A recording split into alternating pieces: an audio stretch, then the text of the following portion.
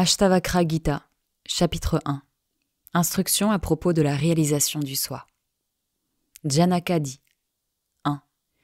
Comment atteint-on la connaissance? Comment peut-on parvenir à la libération? Ashtavakra dit 2. Mon enfant, si tu souhaites la libération, évite les objets des sens comme du poison. Recherche le pardon, la franchise, la compassion, le contentement et la vérité comme un nectar. 3. Tu n'es ni la terre, ni l'eau, ni le vent, ni l'air et ni l'espace. Dans un but de libération, considère-toi toi-même comme un témoin de tout cela, une manifestation de la conscience elle-même. 4. Si tu te sépares de l'identification au corps et que tu demeures en prenant ton appui sur la conscience, c'est alors même que tu seras heureux, paisible et libre des liens. 5. Tu n'es ni brahmane, ni d'une autre caste. Tu n'appartiens à aucun stade de la vie. Tu n'es pas perceptible par les sens. Tu n'es associé à rien. Tu n'as pas de forme. Tu es le témoin du monde. Sois heureux. 6. Ô toi qui pénètres tout. Ce qui est juste ou non, le plaisir ou la souffrance sont des produits du mental. Ils ne t'appartiennent pas. Tu n'es pas l'acteur, tu n'es pas celui qui profite des expériences. Certainement, tu es toujours libre. 7. Tu es l'observateur unique du monde entier. Tu es toujours vraiment libre. Voici ta seule véritable prison. Alors que tu es l'observateur, tu te considères comme quelqu'un d'autre. 8. Tu t'es fait mordre par le grand serpent noir de l'égoïsme qui consiste à dire « Je suis l'acteur ». Bois le nectar qui consiste à dire avec confiance « Je ne suis pas l'acteur ». Sois heureux. 9. Je suis la conscience unique et pure. Par le feu de cette certitude, brûle la forêt profonde de l'ignorance et libère-toi de la peine. Sois heureux. 10. Cet univers apparaît de façon imaginaire. Comme dans l'obscurité un serpent, là où en réalité il y a une corde. Tu es cette conscience, cette félicité suprême. Va et sois heureux. 11. Certainement, celui qui se considère libre des liens est libre. Celui qui se considère lié est également lié. On devient ce qu'on pense. Dans notre cas, ce proverbe est bien vrai. 12. Le soi est le témoin. Il pénètre tout. Il est la plénitude, la conscience. Il est uni, libre, inactif, dépourvu de toute association, de contact avec les désirs, paisible. C'est par erreur qu'il paraît impliqué dans ce monde. 13. Après avoir abandonné l'illusion d'être l'âme individuelle et aussi les identifications à la fois externes et internes du soi, considère avec conviction ton propre soi comme la conscience non duelle stable et massive, comme une enclume. 14. Mon enfant, tu as été attaché depuis longtemps par l'identification au corps. Tranche celle-ci avec le sabre de cette connaissance selon laquelle je suis la conscience. Sois heureux. 15. Tu n'es associé à rien, tu n'as pas d'activité, tu rayonnes de ta propre lumière, tu es sans tache. Ton seul lien consiste certainement dans le fait même que tu cherches à t'absorber à l'intérieur. 16. C'est par toi que tout cet univers est pénétré et il a été réellement tissé autour de toi. Tu es conscience par nature, ne sois pas mesquin. 17. Tu n'as pas d'attente. Jamais tu n'es déformé, tu n'as ni contour ni volume. C'est dans ta nature d'être relaxé. Ta conscience est insondable, tu es imperturbable. Établis que tu es dans la seule conscience. 18. Sache que ce qui a une forme est impermanent, mais ce qui n'en a pas est immuable. Par cet enseignement sur la réalité, il n'y a pas de possibilité de renaissance. 19. De même que le miroir existe à la fois au-dedans et autour des images qu'il reflète. De même, le Seigneur suprême existe à l'intérieur et à l'extérieur du corps. 20. Il n'y a qu'un seul espace qui s'étend aussi bien à l'intérieur qu'à l'extérieur d'un pot. De même, le Brahman éternel et omnipénétrant existe au sein de tous les êtres.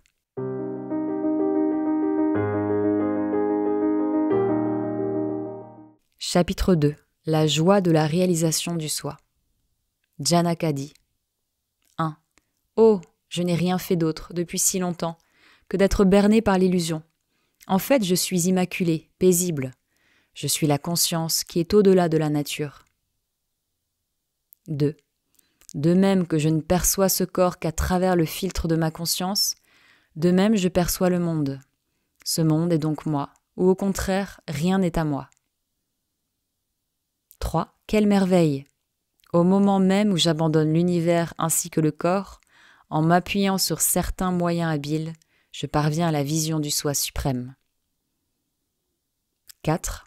De même que les vagues, l'écume et les bulles ne sont pas différentes de l'eau, de même l'univers qui émane du soi n'est pas différent de lui. 5. Le tissu, quand il est analysé, se résume à des fils. De même, cet univers est constitué en dernière analyse seulement du soi. 6. De même que le sucre du jus de canne est pénétré par ce jus, de même l'univers, produit de ma conception mentale, est pénétré par le moi.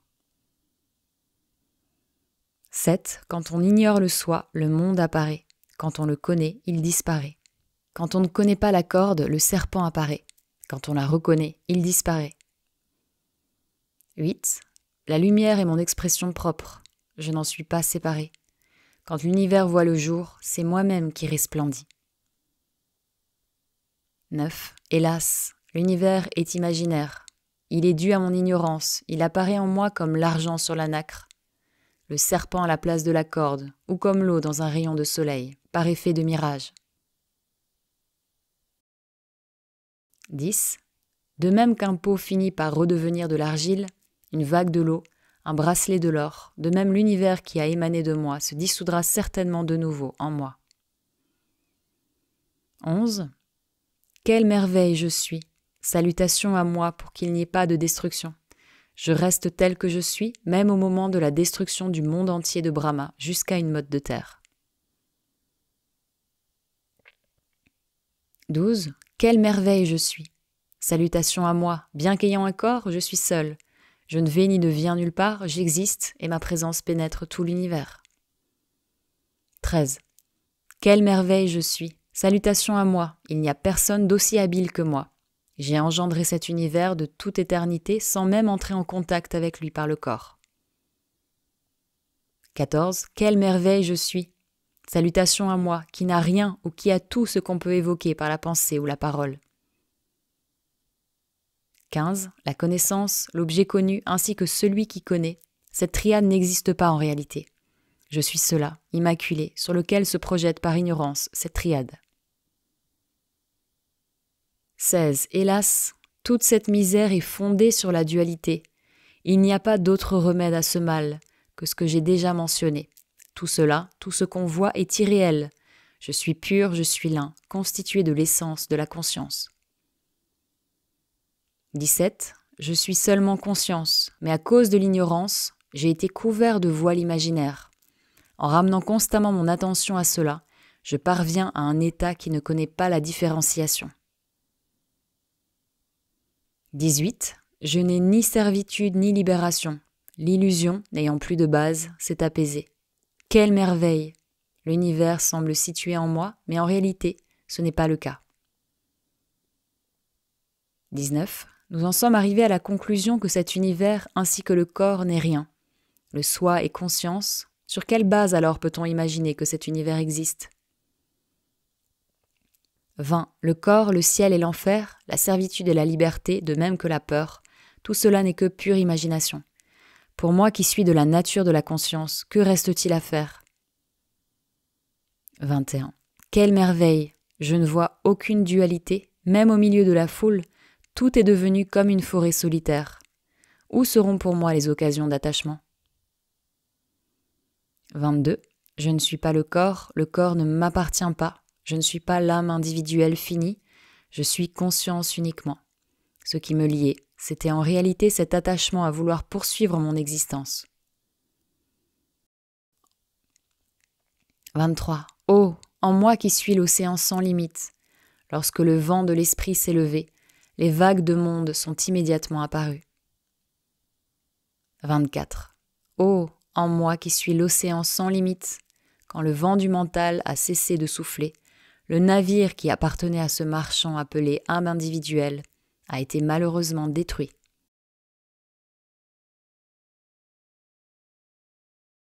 « 25. Que c'est merveilleux! En moi qui suis l'océan sans limite, les vagues des sois individuelles s'élèvent spontanément, se heurtent les unes aux autres et se dissolvent de nouveau dans la masse. »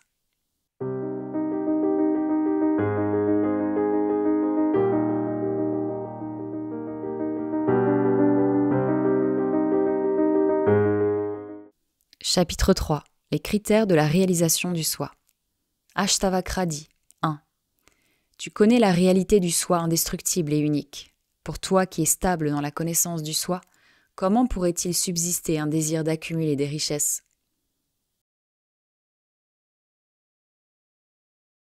2. Comme c'est étonnant. À cause de l'ignorance du soi, on se prend d'attachement pour les objets du monde, alors qu'ils ne sont visibles que par le fait de l'illusion. De même que c'est par illusion qu'on croit voir de l'argent dans la nacre et qu'on en conçoit de l'avidité.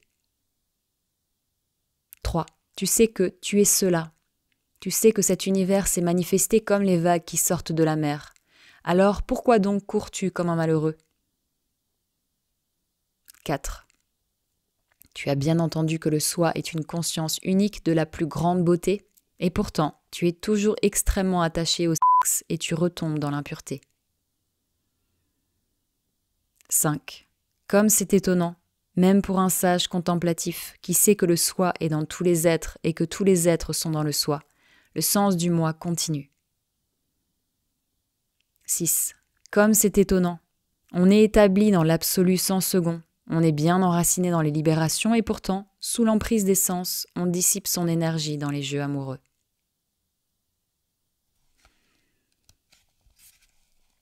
7. Même en étant sûr que le désir sexuel est l'ennemi de la connaissance, en arrivant en fin de vie, très faible et sans force, n'est-il pas étonnant que malgré tout cela, l'esprit continue à tourner autour de lui? 8. Pour quelqu'un qui est détaché à la fois de ce monde et de l'autre, qui s'adonne au discernement de l'éternel et de l'impermanent, et qui aspire à la libération, n'est-il pas étonnant que cette libération même lui fasse peur? 9. Mais celui qui est bien enraciné, qu'on le fête ou qu'on le persécute, voit toujours uniquement le soi. Il n'est excité ni par le plaisir ni par la colère. 10. Le grand être voit son propre corps en train d'agir comme s'il était question de celui d'un autre. Comment alors serait-il perturbé par la louange ou par le blâme? 11. Comment celui dont l'esprit est bien enraciné aurait-il peur, même devant une mort imminente? Lui qui considère tout cet univers comme une pure maya et qui n'a plus d'intérêt à rien. 12. Cette grande âme dont le mental est libre du contact du désir et n'a pas même d'attente, qui connaît le soi et vit dans le contentement, pleinement satisfaite avec cette connaissance du soi, n'est-elle pas incomparable? 13. Celui qui a l'esprit bien enraciné est convaincu que tout ce monde visible, de par sa nature même, n'est rien. Comment pourrait-il alors dire d'un objet donné? Il doit être accepté, il doit être rejeté. 14.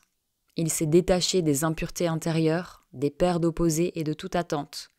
Les expériences qui viennent d'elles-mêmes ne le plongent ni dans la souffrance, ni dans le plaisir.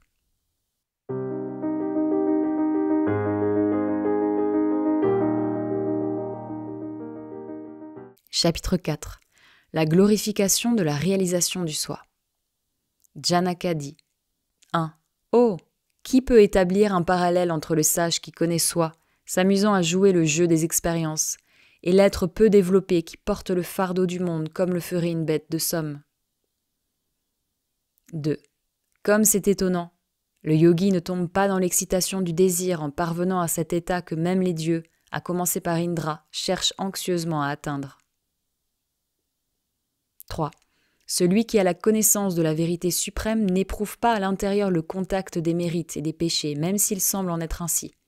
De la même façon, il n'y a pas de contact réel entre le ciel et la fumée. 4. Qui peut contraindre par des interdits celui qui vit spontanément en prenant les choses comme elles arrivent, ce grand esprit qui a réalisé que tout ce monde n'est que le soi, 5. Parmi les 4 types d'êtres créés, de Brahma jusqu'à un brin d'herbe, seul celui qui a la connaissance est capable d'aller au-delà du désir et du non-désir. 6. Rare est celui qui connaît le soi dépourvu de dualité et maître de l'univers. Il fait alors ce qu'il sent devoir faire. Nulle part en lui il n'y a de peur.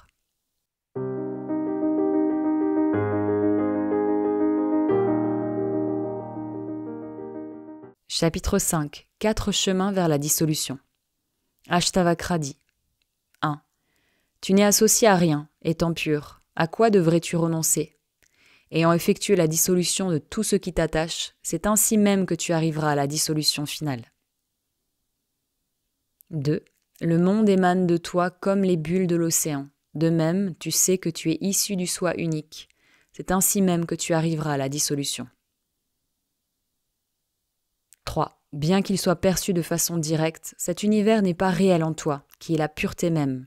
De même, le serpent projeté sur la corde, par la peur d'un voyageur la nuit, n'a pas de réalité. Sachant cela, c'est ainsi même que tu arriveras à la dissolution.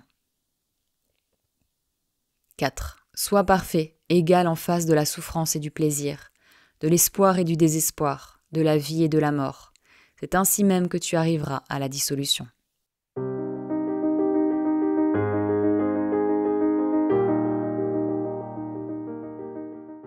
Chapitre 6. La connaissance supérieure. Janaka dit 1. Il n'est pas question de détachement, de saisie ni de dissolution pour celui qui sait qu'il est infini comme le ciel, et que ce monde est le résultat d'une fabrication tout comme un pot de terre. 2. Il n'est pas question de détachement, de saisie ni de dissolution pour celui qui sait qu'il est le grand océan dont l'univers phénoménal n'est qu'une vague. 3. Il n'est pas question de détachement, de saisie ni de dissolution pour celui qui sait qu'il est comme le lac et que le monde est imaginaire comme le reflet argenté qu'on distingue à la surface de la nacre. 4. Il n'est pas question non plus de détachement, de saisie ni de dissolution pour celui qui sait qu'il est dans tous les êtres et que tous les êtres sont en lui.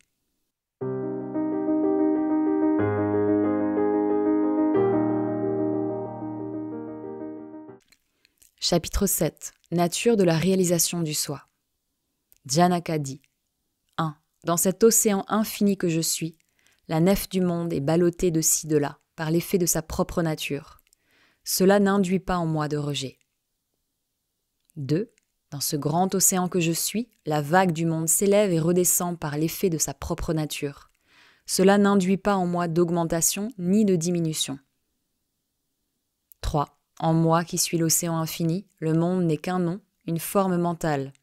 Je suis parfaitement paisible, dépourvu de modification.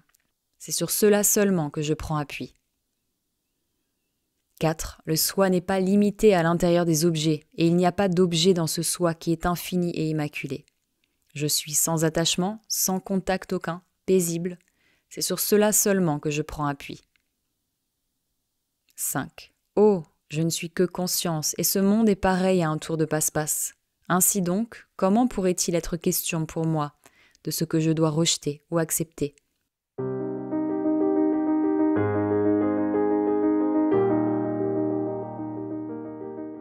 Chapitre 8. Limitation et libération. Ashtavakra dit 1. Les limitations viennent quand le mental désire ou souffre pour quelque chose, ou s'attache, s'agrippe, se réjouit, ou s'irrite pour cette chose. 2. La libération vient quand le mental ne désire ni ne souffre, ne s'attache ni ne s'agrippe, ne se réjouit ni s'irrite.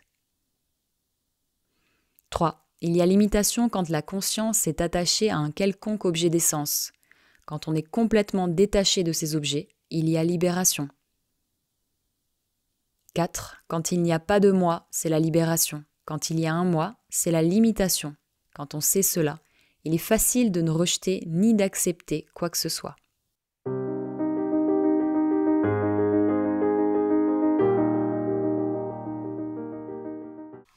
Chapitre 9. Détachement. Ashtavakra dit 1. Quand et pour qui cessent les soucis à propos de ce qu'on a fait ou pas fait ainsi que des paires d'opposés ? Conscient de cela, sois neutre, sans désir, dépassant même la notion de détachement. 2. Mon enfant, Il y a peu de gens assez fortunés pour apaiser leur désir de connaître, de faire toujours de nouvelles expériences et tout simplement même assez vigilants pour vivre en ne faisant qu'observer les agissements des gens du monde et en sachant en tirer les vraies leçons. 3. On atteint la paix en se persuadant que tout ce monde-ci est dépourvu de substance, digne d'être méprisé et rejeté, impermanent et sujet aux 3 types de misère. 4. À quel âge, à quel stade de la vie humaine les paires d'opposés sont-elles dépassées ? En abandonnant celle-ci, en acceptant ce qui vient comme cela vient, on atteint la perfection. 5. Il y a une foule d'opinions parmi les sages, les sadhus et les yogis. Si on s'en aperçoit, on parviendra à une neutralité certaine et ainsi, n'obtiendra-t-on pas la paix ? 6. Est-ce que le véritable maître spirituel n'est pas celui qui a acquis une connaissance complète de la conscience grâce à une position neutre, égale et raisonnée ? C'est ainsi qu'il peut traverser l'océan du monde. 7. Si tu discernes sous les modifications des éléments qui constituent ce monde apparent, les éléments simples en eux-mêmes, immédiatement tu seras dans l'essence et libéré des limitations. 8. Renonce à tous tes désirs en t'apercevant que ce sont eux qui constituent le monde. On se détache de celui-ci en abandonnant les désirs. Une fois parvenu à ce point, tu seras stable en toutes circonstances.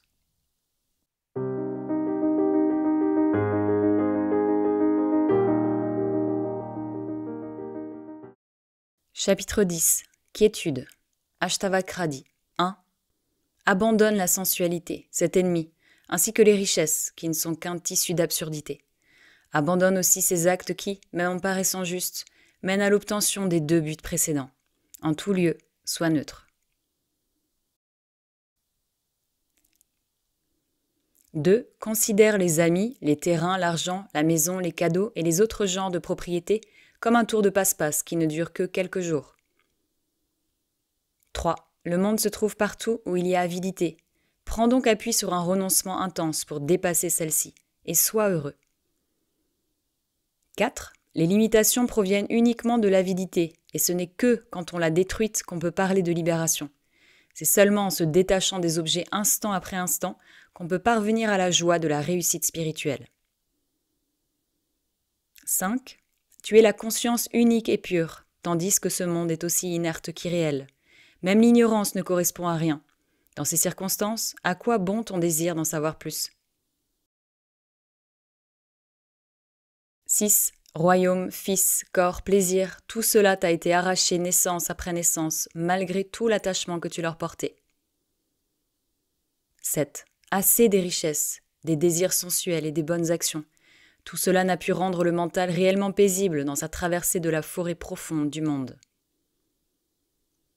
8. Depuis tant de naissances, le corps, le mental et la langue n'ont-ils pas cessé d'être actifs et de peiner ? Maintenant au moins, laissez aller tout cela.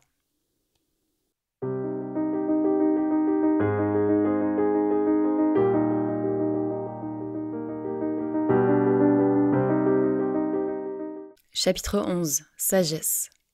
Ashtavakradi. 1. On doit être persuadé que les modifications de ce qui apparaît et disparaît proviennent de la nature spontanée. C'est ainsi qu'on devient soi-même dépourvu de modifications, qu'on dépasse la souffrance et qu'on atteint facilement la paix. 2. On doit être persuadé que le Seigneur a créé tout ce monde et qu'il n'y a rien d'autre ici que lui. En dissolvant toutes les attentes, même subtiles, on demeure paisible et on n'est plus impliqué dans quoi que ce soit. 3. On doit être persuadé que les catastrophes et la prospérité viennent en leur temps du fait de la destinée. Ainsi, on demeure constamment avec les sens stabilisés dans le soi. On n'a ni désir ni souci. 4. On doit être persuadé que le bonheur et le malheur, la naissance et la mort sont le fait de la destinée. Ainsi, on n'est pas entaché même en agissant par les conséquences karmiques. On accomplit l'action sans but particulier et sans effort. 5. On doit être persuadé que les souffrances sont produites par l'agitation mentale. Il n'en va pas autrement en ce monde. Si on se débarrasse de celle-ci, on est heureux, paisible et libre de tout point d'attache. 6. On doit être persuadé de ceci. Je ne suis pas le corps, je n'ai pas de corps, je suis la conscience. De cette façon, on est proche de l'unique, et on ne se souvient plus de ce qu'on a omis de faire ou de ce qu'on a fait. On est complètement libéré de la culpabilité. 7. On doit être persuadé de ceci. Je suis tout. Depuis Brahma jusqu'au brin d'herbe, je suis libre des doutes, pur, complètement en paix par rapport à ce qui a été acquis ou non. 8. On doit être persuadé que cet univers aux facettes aussi multiples que merveilleuses n'est rien. Ainsi, on atteint une paix comme si rien n'existait. On est dépourvu des restes du passé, on devient pure expansion de conscience.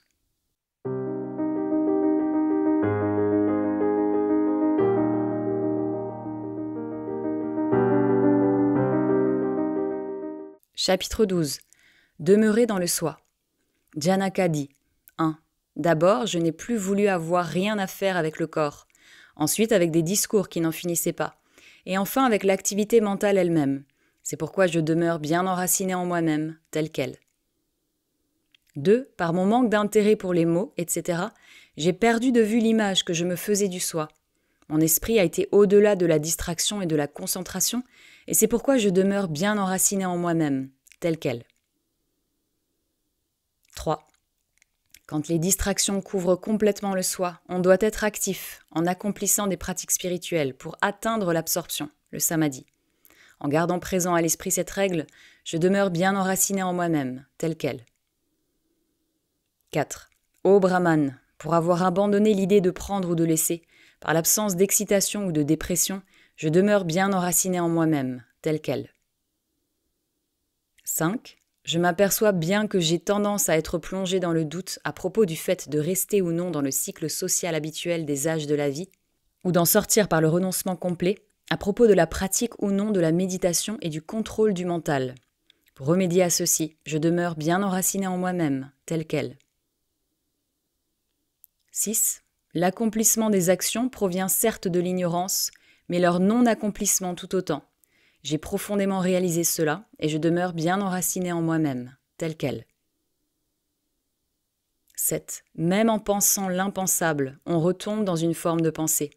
J'ai abandonné cette attitude d'esprit et je suis donc bien enraciné en moi-même, telle qu'elle. 8. Celui qui pratique ainsi sera comblé. Celui qui réalise que telle est sa vraie nature sera comblé.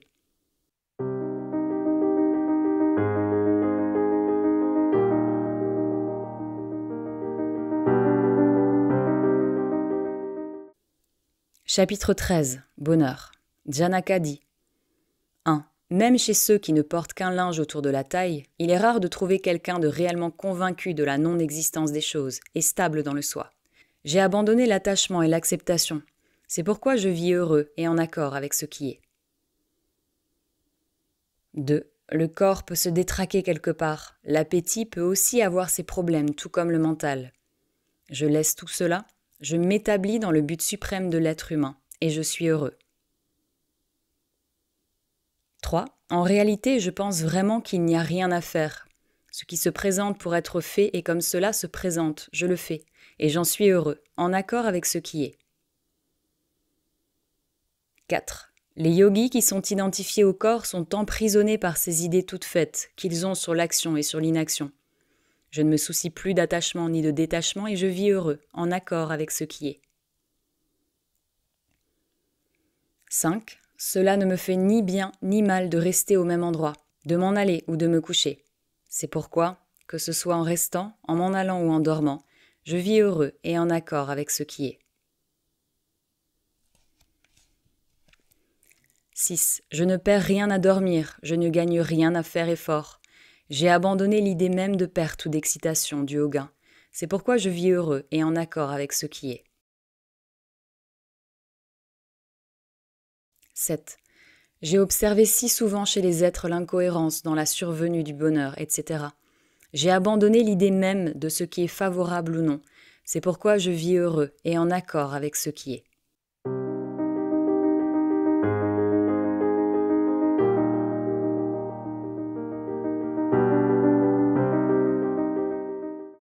Chapitre 14. Tranquillité. Janaka dit 1. Celui qui a un esprit vide par nature pense aux objets sans y penser, comme par inattention. Il se trouve dans un état de sommeil éveillé et il est libéré de l'emprise du passé. 2. Quand mes désirs se sont dissous, où sont passées les richesses? Où donc les amis? Où donc ces voleurs que sont les objets des sens? Où donc les écritures? Et où donc enfin la connaissance? 3. J'ai réalisé que le témoin, le soi suprême est le Seigneur. Je n'ai plus d'attente, que ce soit à propos de la servitude ou de la libération. Je ne me fais plus de soucis au sujet de la liberté. 4. Seuls ceux qui ont atteint son niveau peuvent comprendre les différents états intérieurs de celui qui est comme un fou, évoluant à sa guise dans le monde extérieur, et dénué au-dedans d'hésitations liées au sens de la dualité.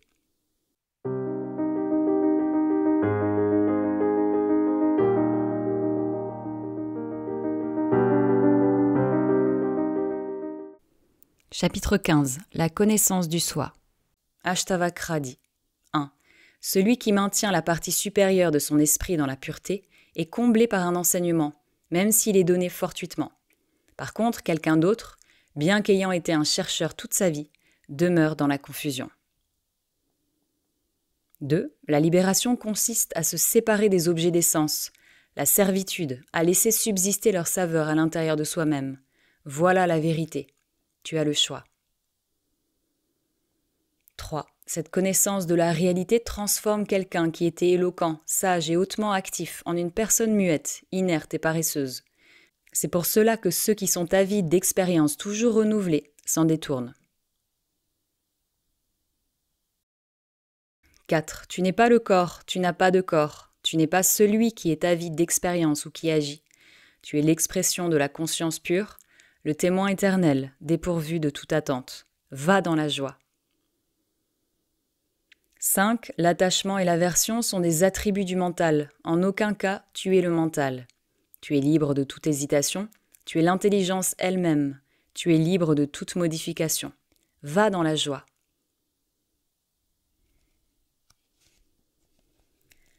6. Une fois que tu sais que le soi est dans tous les êtres et que tous les êtres sont dans le soi, tu deviens dépourvu d'ego et de sens du moi. Sois heureux. 7. Ô toi qui es l'incarnation de la conscience pure, il n'y a pas de doute que tu es cela, cet espace où le monde évolue comme les vagues dans l'océan. Sois délivré de toute fébrilité. 8. Aie confiance, mon enfant, aie confiance. Ne te laisse pas hypnotiser. Tu es l'essence de la connaissance, le Seigneur, le soi au-delà de la nature. 9. Ce corps composé des 3 gunas vient, reste et s'en va. Le soi ne vient pas, il ne s'en va pas non plus. Pourquoi te lamenter sur ce qui est un fait? 10. Le corps peut bien résister jusqu'à la fin de cette ère, ou au contraire, il peut s'en aller maintenant. Où sera le gain? Où donc sera la perte pour toi qui n'es qu'expression de la conscience pure? 11. En toi qui est le grand océan, la vague du monde s'élève et redescend naturellement. Il n'y aura pour toi ni augmentation ni dommage. 12. Ô mon enfant, tu es l'expression de la conscience pure. Ce monde n'est pas différent de toi. Comment et pour qui donc peut-il y avoir cette création imaginaire nous faisant croire qu'il faut accepter ou rejeter? 13. En toi qui est l'unique, l'espace de conscience, qui est pur, indestructible et paisible, d'où pourrait venir la naissance, le sens de l'action ou la notion d'ego?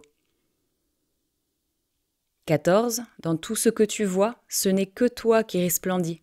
Est-ce que les bracelets, qu'ils soient aux poignets, aux bras ou aux chevilles, apparaissent comme différents de l'or? 15. Abandonne vraiment cette séparation qui te fait dire « je suis ceci, je ne suis pas cela ». Sois persuadé que tout est ton soi. Laisse aller toute volonté rigide et sois heureux. 16. Ce monde n'apparaît qu'à cause de ton ignorance. Dans le sens absolu, tu es l'unique. Autre que toi, il n'y en a pas. La question de la renaissance ou non dans le monde ne se pose pas. 17. Sois persuadé que ce monde n'est qu'un tissu d'erreurs. Il n'est en fait rien du tout. Tu es libre du passé, tu es expansion pure de conscience. Reste au repos, comme si rien n'existait. 18. Dans cet océan qu'est le monde, il n'y a que l'unique, toi-même, qui était, qui est et qui sera. Tu n'es concerné ni par les limitations, ni par la libération, ni par ce que tu as fait ou ce que tu devrais faire. Va dans la joie. 19. Ô toi qui es imbibé de conscience, ne te trouble pas l'esprit à propos de décisions à prendre ou à ne pas prendre. Apaise-toi et reste heureux dans ton propre soi, qui est comme une condensation de félicité. 20. Tu n'as qu'à laisser tomber complètement la médication. N'entretiens dans ton cœur aucun objet de concentration. Tu es le soi, tu es liberté pure. Qu'as-tu donc à faire des pensées ?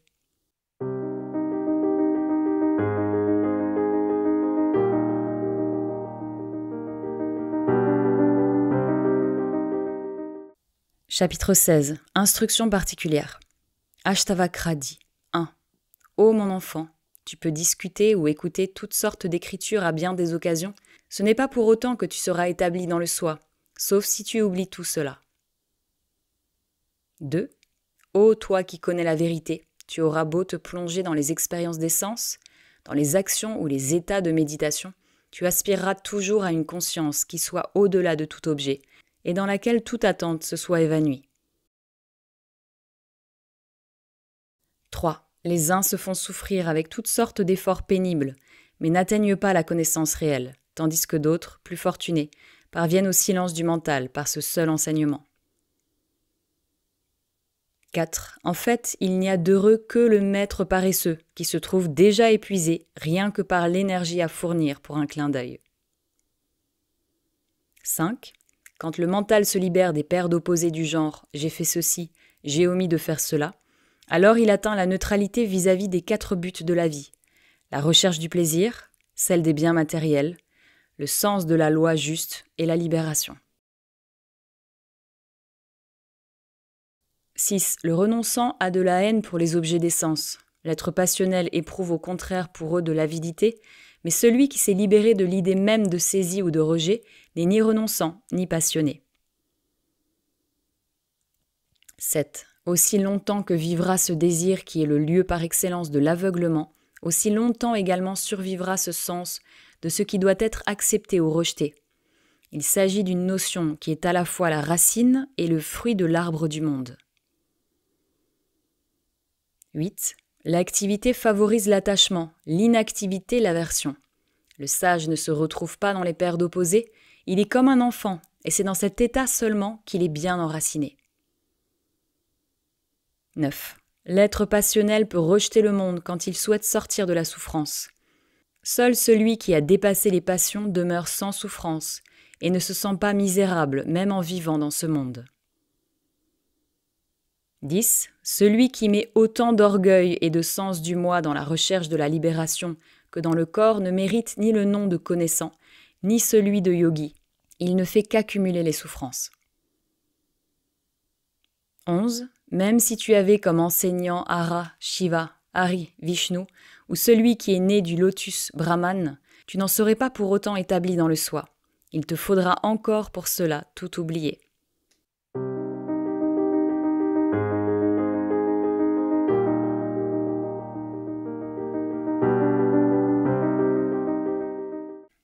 Chapitre 17. Celui qui connaît vraiment. Ashtavakra dit 1. Celui qui évolue dans la solitude, constamment satisfait et dont les sens sont purifiés, a obtenu le fruit de la connaissance ainsi que celui de la pratique du yoga. 2. Ô, celui qui connaît la vérité ultime ne se sent jamais misérable en ce monde, car c'est à travers lui seul que tout cet univers existe. 3. Pour ceux qui évoluent avec joie dans le soi, aucun objet d'essence n'a jamais d'attrait. De même, les éléphants n'aiment pas la feuille du nîmes, mais préfèrent celle du salaki. 4. Il est rare de trouver en ce monde quelqu'un qui ne soit pas marqué par les expériences d'essence qu'il a eues et qui n'ait pas d'avidité pour celles qu'il n'a pas encore eues. 5. On trouve ici-bas à la fois ceux qui sont avides d'expériences mondaines et ceux qui sont avides de libération. Mais ce n'est que rarement qu'on rencontre quelqu'un dépourvu de toute avidité pour les expériences des sens, comme pour la libération. 6. Pour celui qui a l'esprit large, il n'est pas question d'accepter ou de rejeter quoi que ce soit dans les 4 buts de la vie, les biens matériels, le désir sexuel, la loi juste et la libération, ni dans la vie et dans la mort. 7. Il ne désire pas la fin du monde, ni n'a de ressentiment s'il continue d'exister. Quoi qu'il reçoive en guise de subsistance, cet être fortuné vit heureux et en harmonie avec ce qui est. 8. Il est content, il a le mental dissous tellement il est comblé par cette connaissance. Qu'il soit en train de voir, d'écouter, de toucher, de sentir ou de manger, il vit heureux et en harmonie avec ce qui est. 9. Une fois que l'océan de ce monde s'est évanoui, il n'y a plus d'attachement ni de désir. Il n'y a plus de renoncement ou de détachement. Le sage a le regard vide, ses actions n'ont pas de motif et ses sens ne fonctionnent plus guère. 10. Il n'est pas réveillé, il ne dort pas non plus, il ne cligne même pas des yeux. Oh, celui qui a la conscience éveillée, où qu'il soit, se trouve dans l'état suprême. 11. Partout, on peut voir l'être libéré établi dans le soi avec le corps pur. Il est libre de tout désir et resplendissant. 12. L'être noble est vraiment libre, indépendant de la notion d'effort et de non-effort, et ce en toutes circonstances, qu'il voit, qu'il écoute, qu'il touche, qu'il sente, qu'il mange, qu'il saisisse, qu'il parle ou qu'il se déplace. 13. Il n'est ni dans les critiques ni dans les louanges, il ne se réjouit ni ne s'irrite, il ne donne ni ne prend. L'être libéré perçoit la même saveur en tout. 14. L'être noble vraiment libéré est stable dans le soi. Son esprit n'est pas ébranlé, même en voyant une femme au comble de l'état amoureux ou de l'approche imminente de la mort. 15. Celui qui a l'esprit stable fait preuve d'une vision égale en toutes choses. Il ne fait pas de différence particulière entre plaisir et souffrance, homme et femme, ou bien prospérité et adversité. 16. Chez celui qui a dénoué ses liens avec le monde au point de s'élever au-dessus de la condition humaine, il n'y a ni violence ni apitoiement, ni complexe de supériorité ou d'infériorité, ni étonnement ni perturbation mentale. 17. L'être libéré n'a ni haine ni avidité pour les objets des sens. Il a l'esprit détaché et trouve constamment sa joie dans ce qui vient. 18. L'être qui a l'esprit vide ne connaît pas les alternances d'absorption intérieure et de non-absorption, de circonstances favorables ou défavorables. Il est comme enraciné dans l'absolu. 19. Dépourvu de la notion de moi, de mien, il est persuadé qu'il n'y a rien de substantiel en ce monde. Il a dissous en lui toute attente, si subtile soit-elle, même en agissant. Il n'agit pas. 20. Il n'est pas soumis aux variations habituelles du mental, lumière, illusion, rêve ou somnolence. Quels que soient les états qu'il obtient, son mental reste dissous.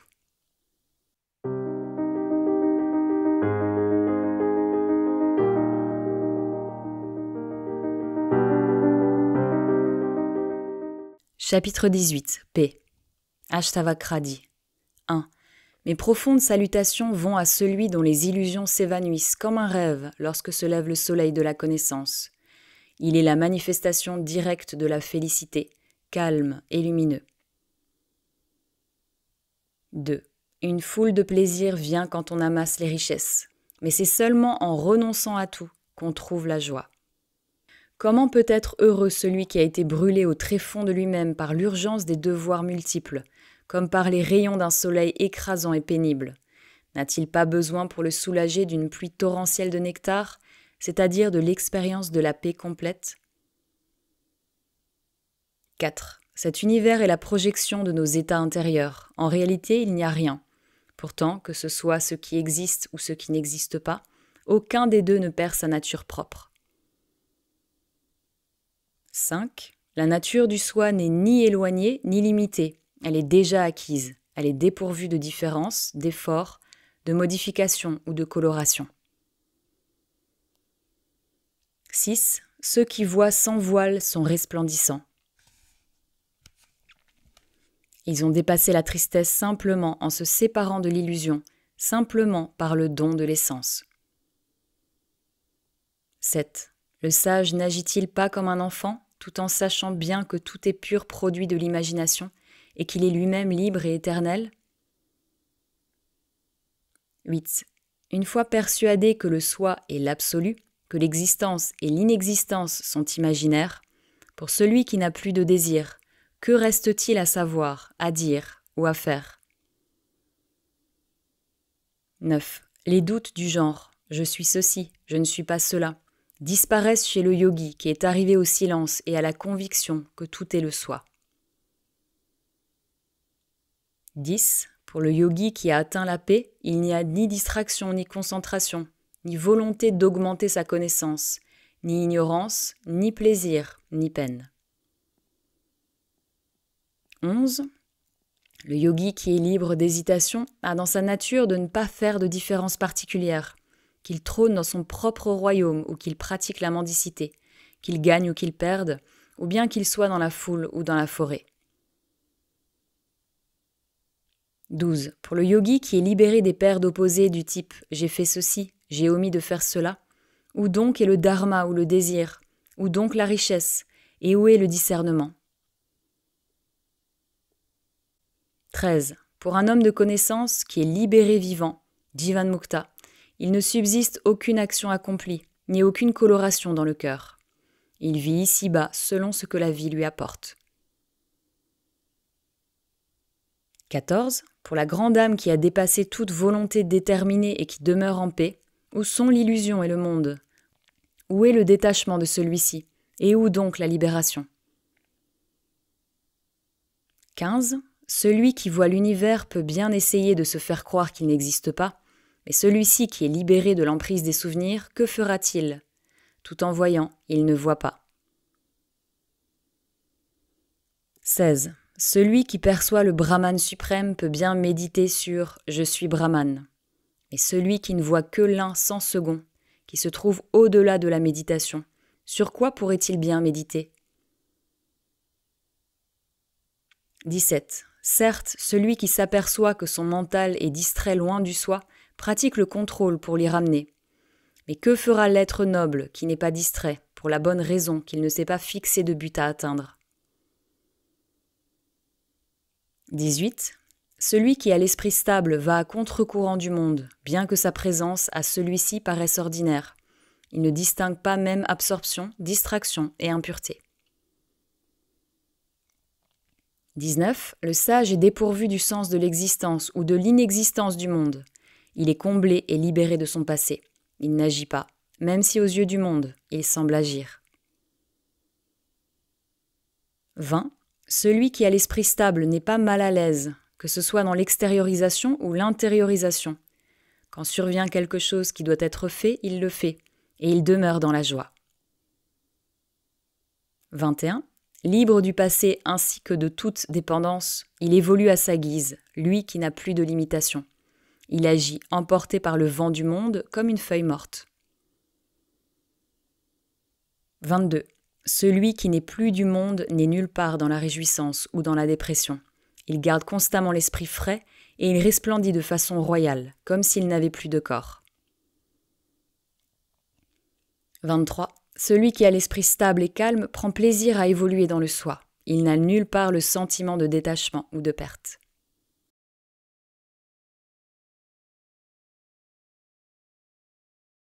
24. Celui qui a une nature stable ne réagit ni à l'honneur ni au déshonneur. Il a le mental naturellement vide, il agit spontanément comme cela se présente.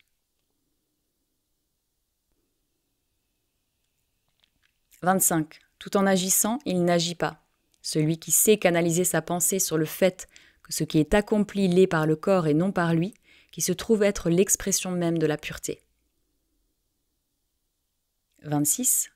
Il n'est pas simple d'esprit, mais pourtant il agit comme s'il était incapable d'expliquer pourquoi. Tout en étant dans le monde, le libéré vivant est heureux, glorieux et resplendissant.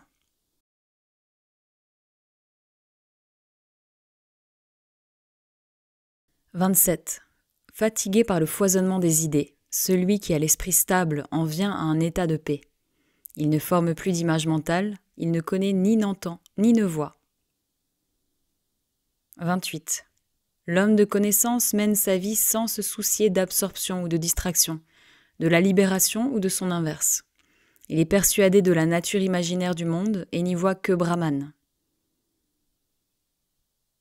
29. Celui qui garde de l'ego en lui-même tout en étant inactif agit quand même, mentalement, par son attachement. Celui qui a l'esprit stable et sans ego agit, apparemment, mais en réalité, il n'a rien fait. 30. L'esprit de celui qui est libéré resplendit. Il n'a aucune attente et a dépassé tous les doutes. Il ne se laisse pas démonter, il est content, n'a pas le sentiment d'être acteur, et il est même dépourvu de toute vibration mentale. 31. Son esprit n'est poussé ni à méditer ni à agir. C'est sans motivation particulière qu'il médite ou qu'il agit.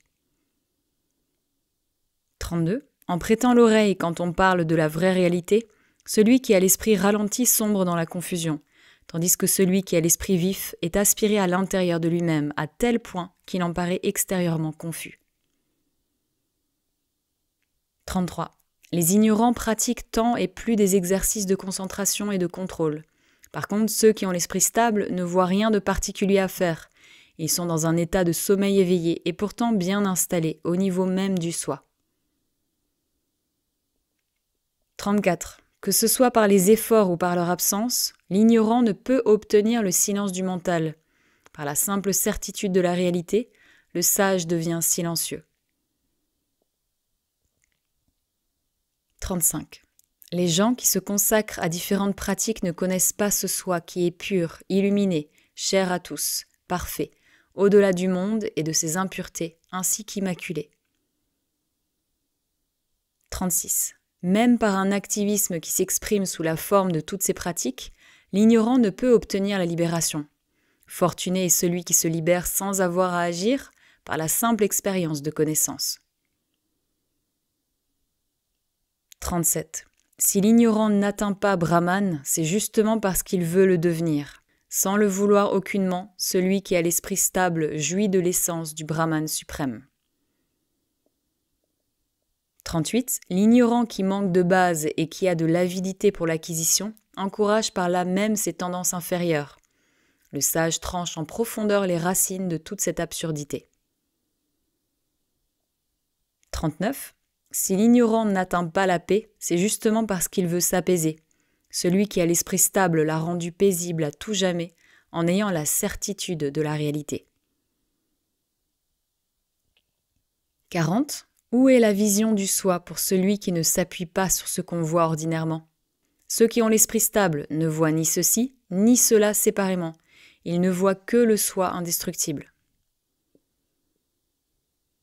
41. Où est le contrôle pour l'ignorant qui s'enferme dans ses propres efforts ?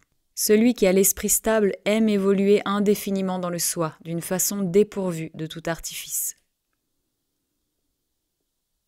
42. Certains pensent que l'objet de leur pensée est réel, d'autres non. Rares sont ceux qui ne pensent ni l'un ni l'autre, mais c'est seulement ainsi qu'ils se débarrassent de toute anxiété. 43. Ceux qui n'ont pas eu une intuition juste s'astreignent à méditer sur le soi comme étant pur et sans second, mais ils n'ont pas la connaissance. Ils errent dans l'illusion et de toute leur vie, ils n'arriveront pas au silence du mental. 44. L'intuition supérieure, Bouddhi, de celui qui aspire à la libération ne peut fonctionner sans support, mais celle du libéré vivant est libre à tout jamais de tout support et de tout désir.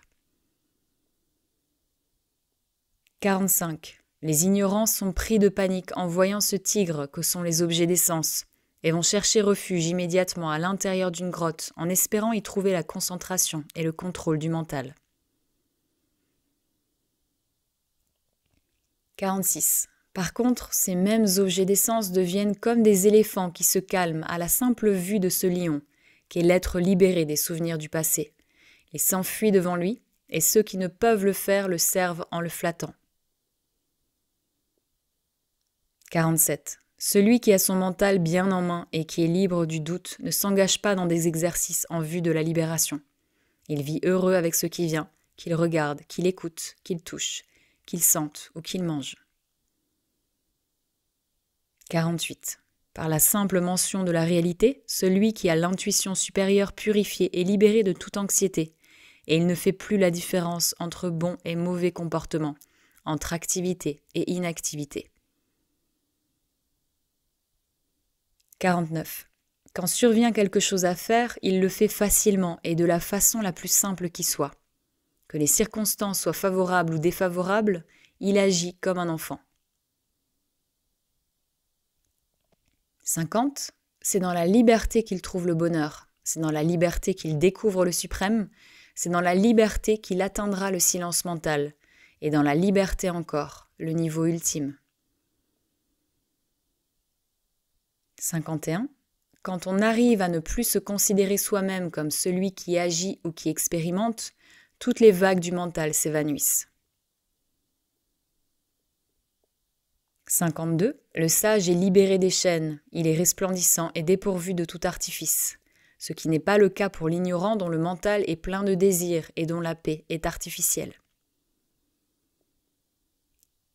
53. Ceux qui ont l'esprit stable n'ont pas de limitation, leur intuition supérieure est libérée et ils se sont débarrassés de toute projection mentale, qu'ils évoluent par jeu dans un grand luxe ou qu'ils se retirent dans une grotte de montagne.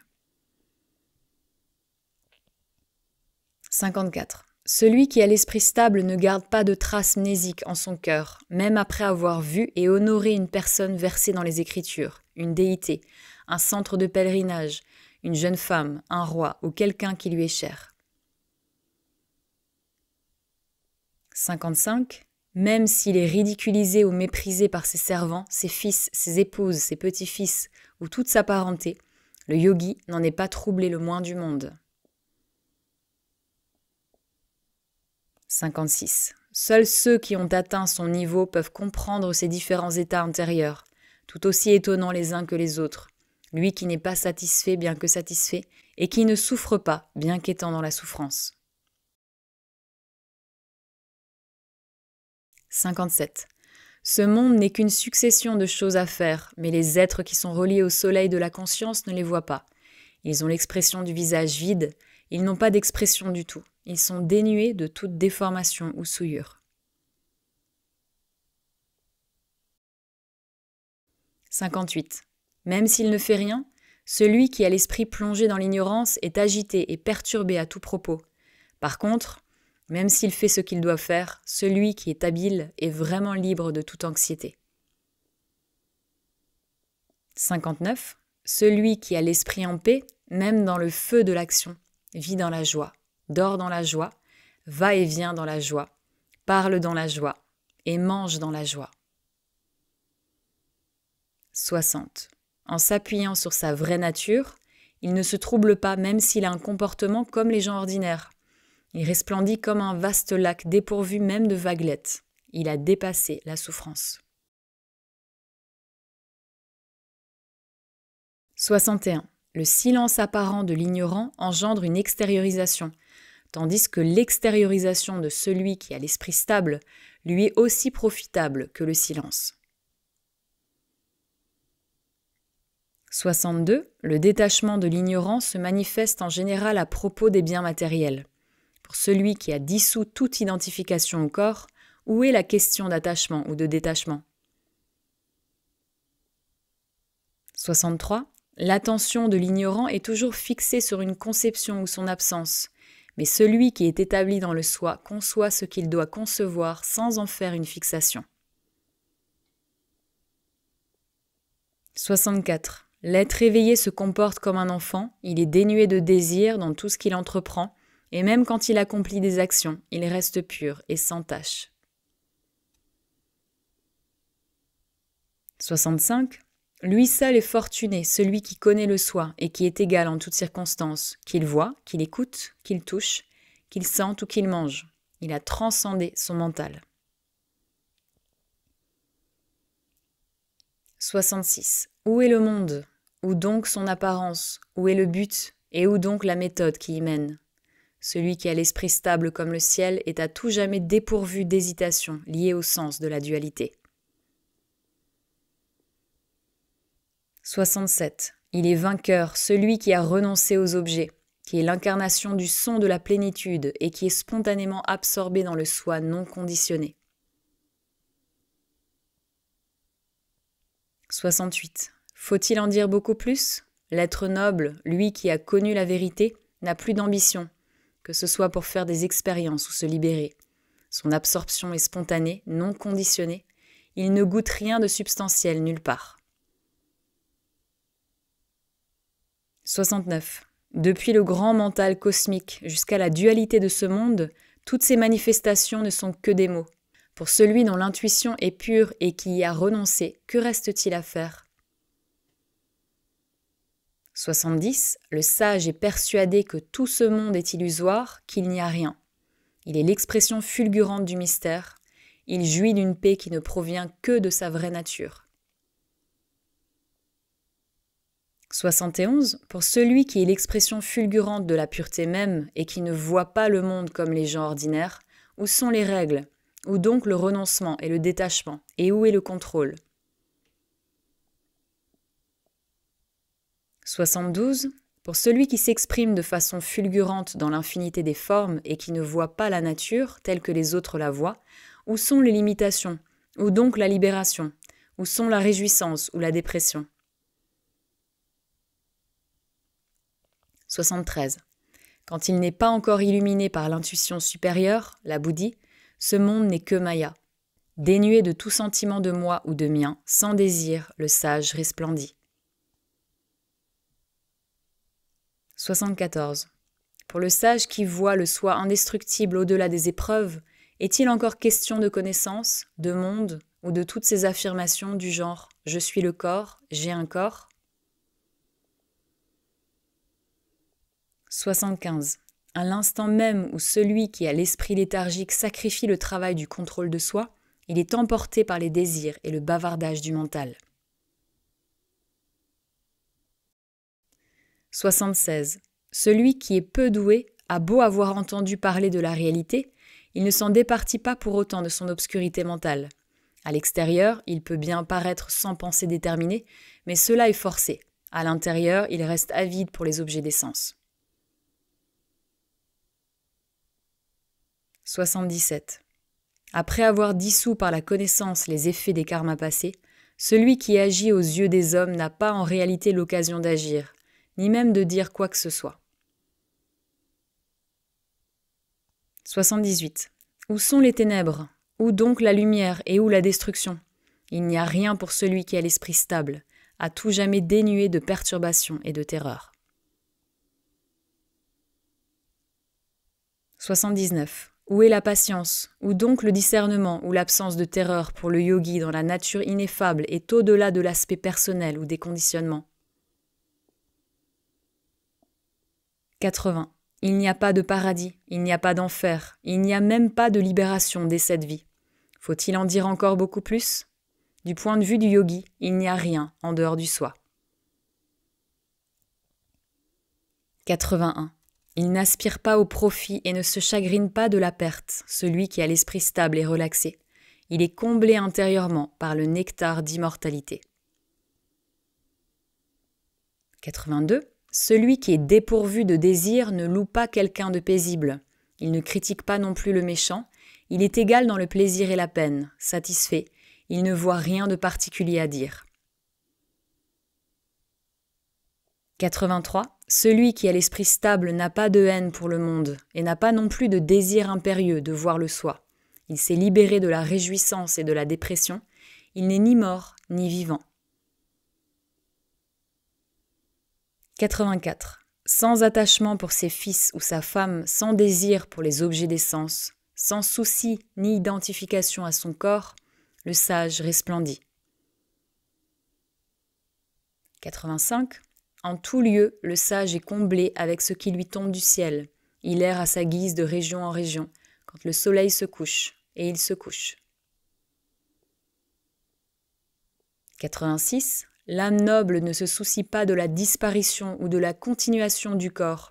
Il prend son plein appui sur la terre ferme de sa vraie nature et il oublie le monde. 87. Le sage évolue dans la joie. Solitaire, il se déplace selon son bon plaisir. ne possède rien. Il est au-delà des contraires. Il a tranché tous ses doutes et il n'a pas d'attachement à quoi que ce soit. 88. Il resplendit sans aucune trace d'ego, ce sage pour qui de la terre, une pierre ou de l'or sont la même chose. Il a défait complètement les nœuds du cœur. Il s'est purgé de toute trace de rajas et de tamas. 89. À qui pourrait-on la comparer, cette âme libre et comblée qui n'a pas d'attachement à quoi que ce soit et qui ne garde dans le cœur aucune cicatrice du passé? 90. Tout en connaissant, il ne connaît pas. Tout en voyant, il ne voit pas. Et tout en parlant, il ne parle pas. Qui d'autre pourrait parvenir à cela, si ce n'est celui qui s'est libéré du passé? 91. Qu'il soit mendiant ou roi, il resplendit, celui qui est dénué de désir. Son intelligence s'est immergée à un niveau où les objets ne sont plus perçus à travers le filtre des notions de bien ou de mal.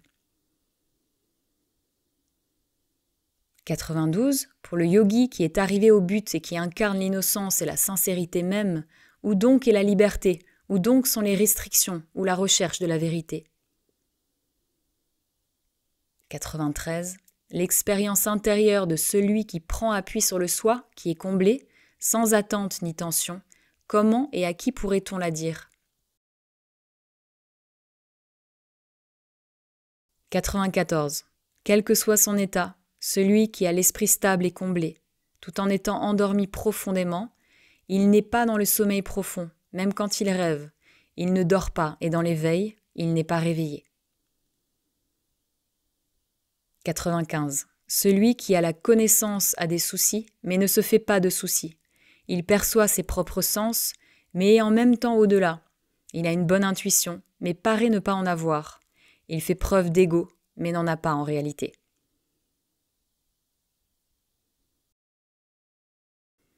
96. Il n'est ni heureux ni malheureux, ne se dissocie pas des autres, ni ne s'y associe. Il n'aspire pas à la libération, ni n'est déjà libéré. Il n'est ni ceci, ni cela. 97. Qu'il est fortuné, celui qui n'est pas distrait tout en étant dans la distraction, qui n'est pas absorbé tout en étant dans l'absorption, qui n'est pas inerte tout en étant dans l'inertie, et qui n'est pas savant tout en étant dans le savoir. 98. L'être libéré est bien enraciné dans le soi, quelles que soient les circonstances où il se trouve. Il a ramené son mental au silence à propos de ce qui a été fait ou de ce qui doit l'être. Équanime, il l'est partout grâce au non-désir, et il ne se soucie pas de ce qui a été fait ou non. 99. Il ne prend pas plaisir quand on lui voue un culte. Il ne s'irrite pas quand on l'exècre. Il n'est pas bouleversé à l'approche de la mort, et il ne se réjouit pas non plus de vivre. 100. Celui qui a l'esprit pacifié ne court pas vers les foules ou bien vers les forêts. De quelque façon et où que ce soit, il demeure simplement équanime.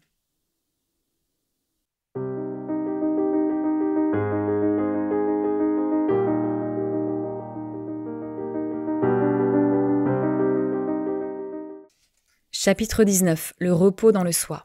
Janaka dit 1. J'ai extrait des tréfonds de mon cœur ces flèches que sont les opinions et les conceptions variées avec cette pince qu'est la connaissance de la vérité. 2. Pour moi qui réside dans ma propre gloire, où sont le dharma et les désirs? Où sont les richesses et le discernement? Et où donc la dualité et la non-dualité? 3. Pour moi qui réside dans ma propre gloire, où sont le passé et le futur? Où donc le présent? Et où donc sont l'espace ou l'éternité? 4. Pour moi qui réside dans ma propre gloire, où sont le soi et le non-soi? Où donc le bien et le mal? Et où sont la pensée et la non-pensée? 5. Pour moi qui réside dans ma propre gloire, où sont le rêve et le sommeil profond? Où donc l'état de veille? Et où sont l'état de témoin et la peur? 6. Pour moi qui réside dans ma propre gloire, où sont l'éloignement et la proximité? Où donc l'extérieur et l'intérieur? Et où sont le matériel et le subtil? 7. Pour moi qui réside dans ma propre gloire, où sont la vie et la mort, où donc les mondes et tout ce qui les concerne, où est la somnolence, et où au contraire le vrai samadhi. 8. Pour moi qui suis bien établi dans le soi, j'en ai assez d'entendre parler des 3 buts de la vie, le désir, la richesse et la loi juste. J'en ai assez d'entendre parler du yoga, j'en ai assez d'entendre parler de l'expérience de la connaissance.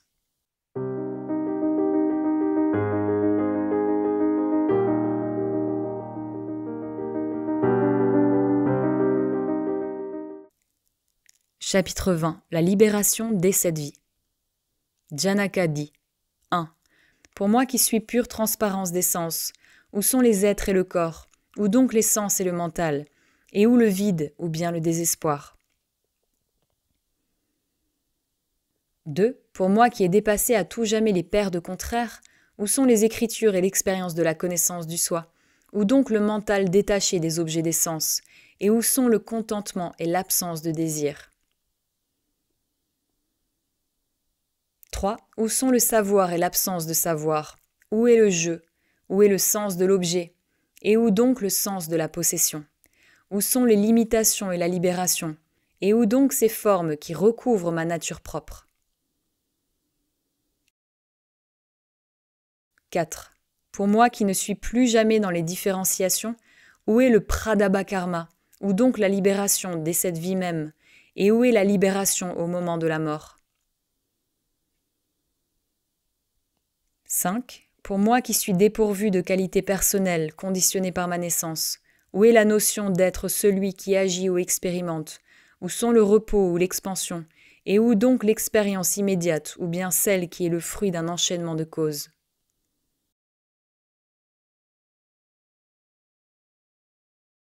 6. Pour moi qui suis immergé dans l'essence même de la non-dualité, où sont le monde et l'aspiration intense vers la libération? Où est le yogi qui a la connaissance, et où donc la personne qui est limitée ou bien libérée? 7. Pour moi qui suis immergé dans l'essence même de la non-dualité, où sont la création et la destruction?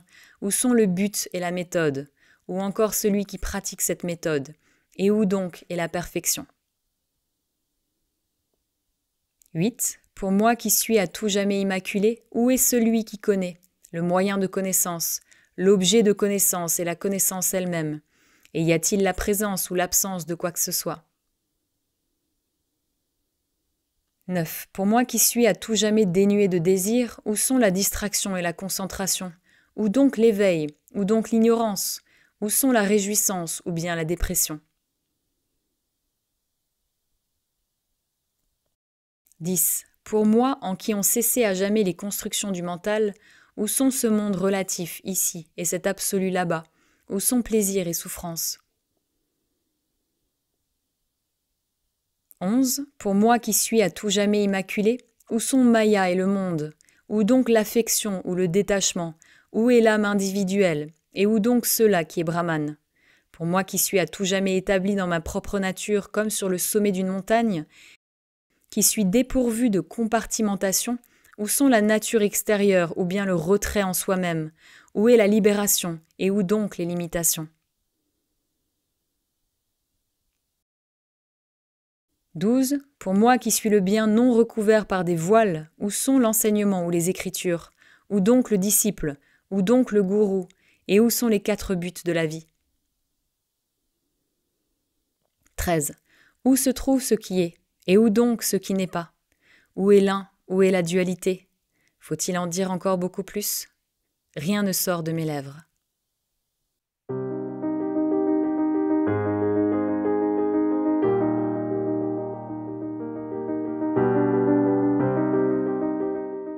Pour recevoir d'autres lectures de textes philosophiques du yoga, je vous invite à vous abonner, à liker la vidéo si elle vous a apporté quelque chose et éventuellement laisser un petit mot pour partager votre opinion sur ce texte, ce qu'il a évoqué en vous. Je vous remercie et vous dis à bientôt pour une prochaine vidéo. En attendant, prenez bien soin de vous et de tous les êtres.